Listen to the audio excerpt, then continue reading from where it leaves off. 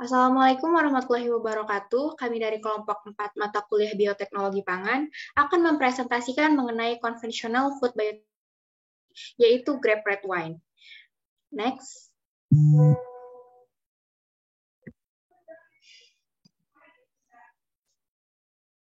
Untuk anggota kelompoknya sebagai berikut. Next.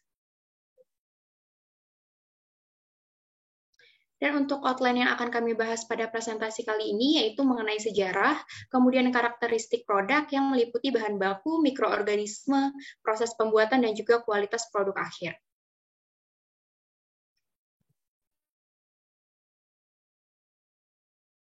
Selanjutnya, kami akan membahas tentang sejarah wine. Wine merupakan salah satu minuman tertua di dunia. Wine ditemukan dari ribuan tahun yang lalu. Hal ini dibuktikan dengan penemuan kendi wine berumur 8.000 tahun di wilayah Georgia. Lalu, kilang minyak wine yang berumur 6.100 tahun ditemukan di Armenia.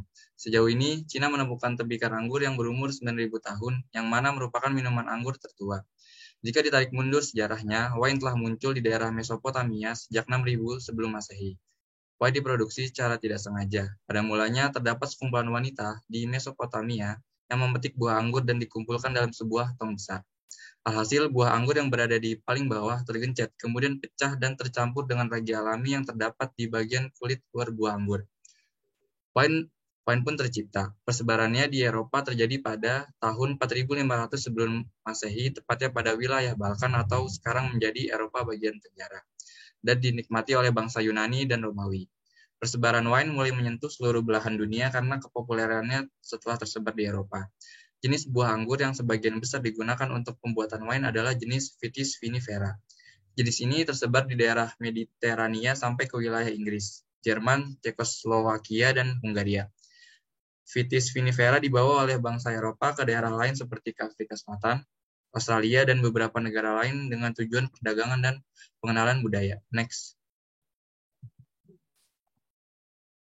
Lalu bahan baku untuk pembuatan wine yaitu anggur. Beberapa bahan utama lain yang dapat dimanfaatkan sebagai bahan dasar pembuatan wine adalah buah-buahan selain anggur, seperti apel, peach, cherry, mangga, pisang, dan lain-lain.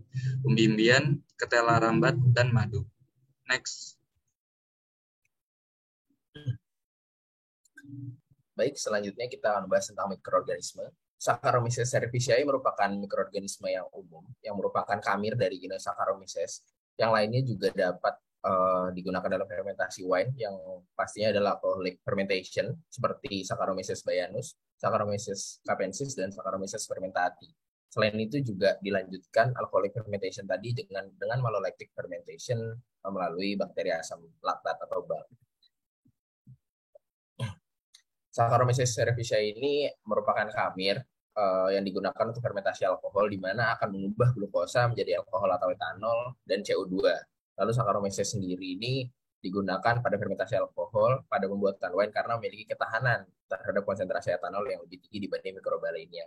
Jadi karena ketahanan konsentrasinya ini menyebabkan Saccharomyces ini kuat dalam tangki wine, di mana kadar etanolnya nanti akan cukup tinggi, yang di mana kadar etanol itu sendiri juga dipengaruhi dari tingkat si anggur itu sendiri. Lalu juga hasil dari fermentasi alkohol ini akan dibagi menjadi dua, di mana fermentasinya ini akan dibagi menjadi hasil positif maupun hasil negatif. Hasil negatif ini itu adalah hasil fermentasi yang kita tidak inginkan, dan ketika kita ingin meminimalisir hal tersebut terjadi, maka akan ditambahkan senyawa sulfur dioksida untuk perkembangan mikroba saat fermentasi. Jadi hasilnya itu tidak mengurangi hasil negatif, atau bisa dibilang hanya mengurangi sedikit namun tidak sebanyak ketika tidak ditambahkan sulfur dioksida itu sendiri. Lalu selanjutnya ada bakteri asam laktat. Bakteri asam laktat ini juga digunakan pada fermentasi kedua atau yang biasa kita kenal dengan malolactic fermentation, di mana fungsi utama dari fermentasi ini yaitu merubah asam laktat menjadi asam malat. Mengapa hal tersebut dilakukan? Hal tersebut dilakukan karena asam malat itu memiliki rasa yang cukup kuat, asam yang cukup kuat, dan memiliki pH yang cukup tinggi, sehingga ada rasa tidak nyaman atau rasa terlalu asam pada wine itu sendiri. Jadi malolactic fermentation ini untuk mengubah asam malat menjadi asam laktat, di mana asam laktat itu sendiri juga memiliki rasa yang lebih soft dan lebih halus. Dan malolactic fermentation ini juga memperkuat rasa dari anggur dan meningkatkan ketahanan tubuh. Itu sebagai efek samping itu sendiri. Rasa dari anggurnya sendiri juga meningkatkan rasa fruity dari si buah itu, jadi akan menguatkan rasa dari wine ini sendiri. Lalu juga di samping itu juga ada rasa seperti buttery atau popcorn butter, itu yang menyebabkan rasa wine ini seakan-akan jauh lebih enak dan akan lebih dimaksimalkan rasanya dengan menambahkan flavor vanilla atau rasa vanilla yang akan dikeluarkan pada saat proses aging. Untuk proses pembuatan wine sendiri diawali dengan tahap harvesting, yaitu dengan pemilihan anggur dengan kualitas yang terbaik, yaitu anggur dengan dalam keadaan yang matang sempurna, karena akan mempengaruhi rasa dari wine. Kemudian proses crushing atau penghancuran buah anggur, dan buah anggur yang sudah dihancurkan ini disebut dengan must. Setelah itu ditambahkan belerang oksida dan juga gula. Belerang oksida berfungsi untuk mencegah pertumbuhan mikroba yang tidak dikehendaki, mencegah reaksi browning, dan juga sebagai antioksidan. Sementara gula ditambahkan agar kadar alkohol yang dihasilkan pada wine juga akan meningkat. Selanjutnya penambahan yeast, tetapi pada umumnya pembuatan wine ini menggunakan atau memanfaatkan yeast yang alami di dalam anggur itu sendiri. Tetapi kalau jika ingin menghasilkan wine dengan tahap yang lebih konsisten, bisa menggunakan yeast komersial, dan ini biasanya menggunakan yeast Saccharomyces cerevisiae. Kemudian fermentasi alkohol atau disebut sebagai fermentasi pertama merupakan fermentasi yeast mengubah gula menjadi alkohol dan CO2. Nah, fermentasi ini dengan sistem anaerob sehingga prosesnya itu harus dilakukan dalam wadah yang tertutup. Untuk total waktu yang dibutuhkan sekitar 5-20 hari. Kemudian ada proses pressing.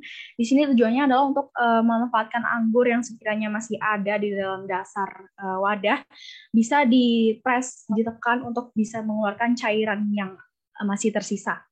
Kemudian ada fermentasi malolaktat, disebut juga sebagai fermentasi kedua, merupakan fermentasi oleh bakteri asam laktat dengan mengubah asam malat menjadi asam laktat.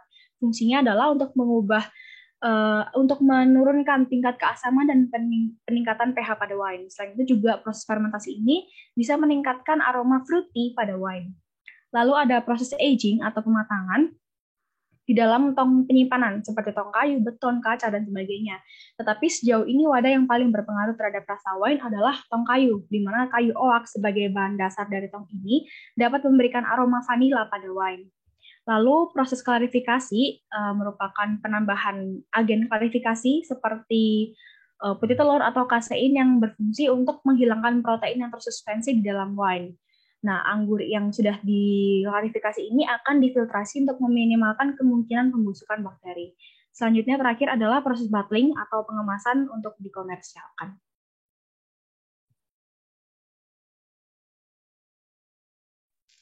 Baik, selanjutnya adalah apabila kita memfermentasi wine, maka produk akhir yang kita inginkan itu biasanya berwarna merah bening dengan rasa yang manis dan sedikit pahit, kemudian rentang pH 2,9 sampai dengan 3,8 dengan kadar alkohol 11,4 sampai dengan 11,8%. Kemudian untuk kandungan-kandungan seperti asam tartarat, kalsium, total pektin, gam, asam pektat, dan asam tartrat dapat dilihat pada slide. Mungkin cukup sekian presentasi dari kelompok kami. Semoga teman-teman yang melihat ini mengerti. Wassalamualaikum warahmatullahi wabarakatuh. Terima kasih.